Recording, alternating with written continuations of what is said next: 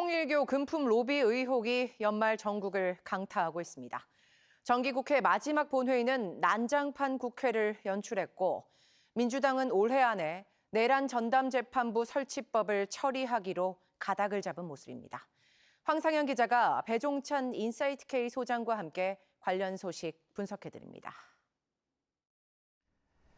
야권에서 시작된 통일교 금품 수수 의혹이 여권을 포함한 정치권 전방위로 확산하는 모습입니다. 이재명 대통령은 여야 지위 고와 관계없는 엄정 수사를 지시했습니다. 배 수장님 어떻게 보세요? 엄청난 파장이 예상됩니다. 통일교 게이트인데 이것이 말 그대로 대통령은 선을 긋는 모습이지만 일파만파 커질 수밖에 없는 것이 현 정부의 장관과 관련된 의혹이 불거졌고 또 민주당 관련성이거든요. 그동안 이제 국민의힘만 이야기가 되다가 이러다 보니까 또 연말 전국의 최대 이슈가 될 것으로 보입니다. 자, 의혹이 제기됐던 전재수 해양수산부 장관은 사의를 표명했습니다. 전 장관은 여권의 유력 부산시장 후보기도 하잖아요.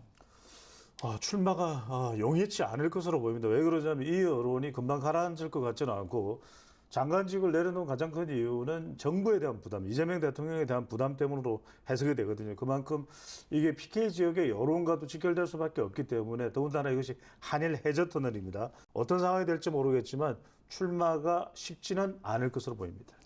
자, 정기국회 마지막 본회의 얘기 좀 해볼게요. 국민의힘의 필리버스터 속에 파행으로 끝이 났습니다.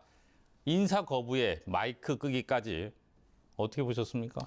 파장이죠. 말 그대로 이제 국민들은 대실망 망연자실할 수밖에 없는데 이것이 이제 우원식 국회의장과 나경원 의원 사이의 단순 갈등이 아니라 그동안 켜켜이 쌓여왔던 겁니다. 나경원 의원은 5선의 중진 의원이죠. 우원식 국회의장은 또 국회의장이죠. 말 그대로 진영 간 대결 구도가 국회 전면에 퍼지는 상황으로 보입니다.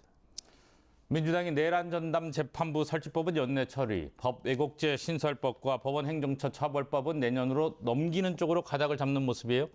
이 또한 간단치가 않을 것으로 보입니다. 지금 통일교 게이트가 워낙 크게 확산될 가능성이 높은 상황이기 때문에 내란 전담 재판부는 이른바 사법부의 압박 성격도 있거든요. 물론 사법부 개혁이라고 주장을 하고 있습니다. 이거 외에도 굉장히 피로감을 국민들이 받을 수밖에 없는 이슈들이 많습니다. 관련된 일정대로 진행하기가 간단치 않을 것으로 보입니다. 국민의힘 인요한 의원이 의원직을 사퇴했어요.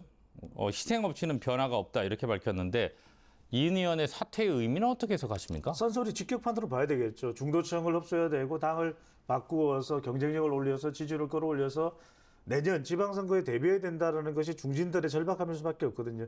찐윤 원조인 윤한홍 의원도 바로 그 이야기를 직격을 하면서 똥 묻은 개가 겨 묻은 개 이야기를 했던 부분이고 바뀌지 않으면 바뀌어질 수밖에 없다라는 강한 이야기를 인요한 전 비례의원의 쓴소리, 직격판으로 이해해야 됩니다.